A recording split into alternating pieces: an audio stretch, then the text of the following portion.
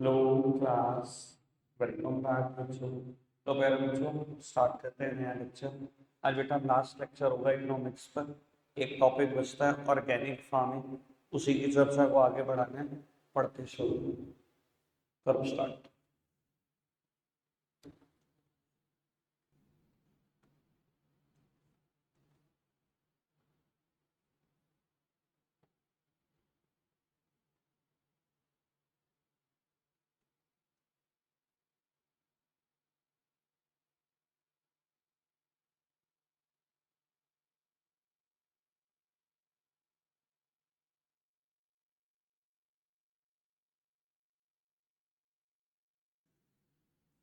Second पढ़ना।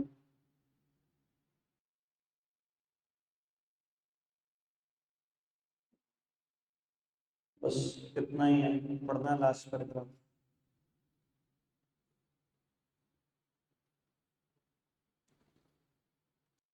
Organic in farming है क्या? क्या मतलब समझते हो आप ऑर्गेनिक फार्मिंग से? देखो, ऑर्गेनिक फार्मिंग कहती है कि मेरे लिए मेन इनपुट है animal manure and compost. And organic farming discard the use of chemical fertiliser, pesticide and insecticides. कोई पेस्टिसाइड नहीं चाहिए, कोई इंसेक्टिसाइड नहीं चाहिए, कोई केमिकल फर्टिलाइजर नहीं चाहिए। एनिमल मैन्योर और कंपोस्ट का यूज करो, और वो तब करो खेती। कोई भी क्रॉप प्रोड्यूस करनी है तो प्रोड्यूस करो। ये ऑर्गेनिक फार्मिंग है। तो बहुत सारे बेनिफिट हैं इसके। एनसीईआरटी ने तो खैर इतना खास डिस्कशन नहीं किया जितना मैं चाहता था। बेटा, सबसे पहला बेनिफिट इनएक्सपेंसिव टेक्नोलॉजी। अगर आपने मुझसे HYV सीड्स के बारे में पढ़ा तो मैं हमेशा बोलता हूँ HYV सीड्स अकेले कुछ नहीं कर सकते, पूरी टेक्नोलॉजी इस्तेमाल करनी पड़ेगी। मतलब HYV सीड्स भी, केमिकल फर्टिलाइजर भी, पेस्टिसाइड भी, इंसेक्टिसाइड भी, जेब ठीक ठाक डेली हो जाती है बेटा, फार्मर के हिसाब से सोचो तो। पर अगर ये सोचो एनिमल मेन्योर और compost, it is available free of cost. पैसा कहाँ खर्च कराती है? पहला फायदा तो यही है कि इनएक्सपेंसिव टेक्नोलॉजी है। ठीक है। दूसरा फायदा ये लिखा हुआ था एनसीईआरटी ने, टेस्टियर एंड हेल्थियर फूड। भैया, ऑर्गेनिक फार्मिंग से प्रोड्यूस हुई भी क्रॉप या प्रोड्यूस हुई भी कोई भी चीज, उसकी न्यूट्रिशनल वैल्यू तो बहुत ही ज्यादा है। खाली न्यूट्रिशनल वैल्यू ना देखो, अगर आप टेस्ट देखो तो टेस्ट भी उसका बहुत ज्यादा है। एक दिन मैंने इसकी पहले भी बात की थी बेटा। कई बार आपके साथ भी होता होगा कि आपकी मदर कहती हो कि आज देसी लौकी मिल गई है बहुत दिनों के बाद। इसमें बहुत अलग टेस्ट है बाकी चीज के कंपैरिजन में। जो इधर उधर टाइम आप लौकी खाते हो उसमें कोई टेस्ट नहीं है। ऑर्गेनिकली ग्रोन फूड तो यार बहुत टेस्टी है। ठीक है ना जी। मैं दालों की भी बात कर रहा था, हमारे यहाँ पर भी बहुत सारे स्टोर खुल चुके हैं जो ऑर्गेनिक खुलते हैं। अगर कोई दाल 100 रुपए किलो है, वहाँ 300 रुपए किलो मिलेगी ऑर्गेनिक, और टेस्ट लाजवाब होगा। टेस्ट खा के आप कह दोगे भाई मजा आ गया। तो बाबू, वो न्यूट्रिशनल वैल्यू उनकी बहुत ज्यादा है और वो बहुत टेस्टी है। दूसरा फायदा, कोई दिक्कत कोई परेशानी तो नहीं। तीसरी बात, सस्टेन सॉइल फर्टिलिटी। देखो, अगर आप लगातार केमिकल फर्टिलाइजर, पेस्टिसाइड और इंसेक्टिसाइड का यूज करते रहोगे तो सॉइल एरोड हो जाएगी, खराब हो जाएगी। 5 साल में, 6 साल में आपको कहीं ना कहीं परमानेंट इंप्रूवमेंट रिक्वायर्ड होगी लैंड के ऊपर।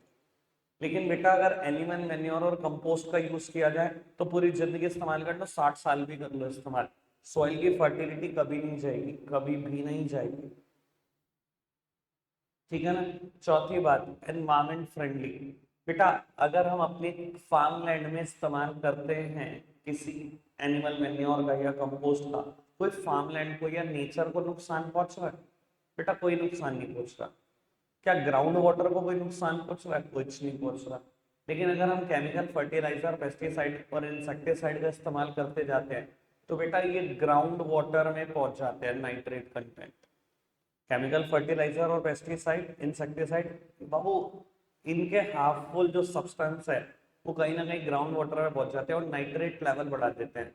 और नाइट्रेट बहुत खतरनाक है ह्यूमन बॉडी के लिए, और वही पानी हमारे घरों में आने किसी ना किसी तरीके से। तो एनवायरमेंट को भी बहुत नुकसान है बेटा, केमिकल फर्टिलाइजर का, पेस्टिसाइड्स का, इंसेक्टिसाइड्स का। And last one, discard the use of non renewable resources of energy.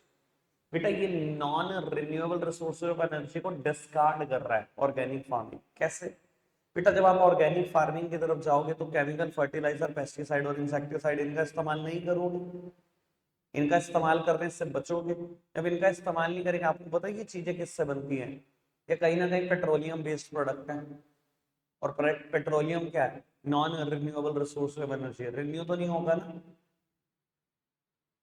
तो कहीं ना कहीं हम non renewable resource of energy को भी डिस्कार्ड कर रहे हैं, बर्बाद नहीं कर रहे।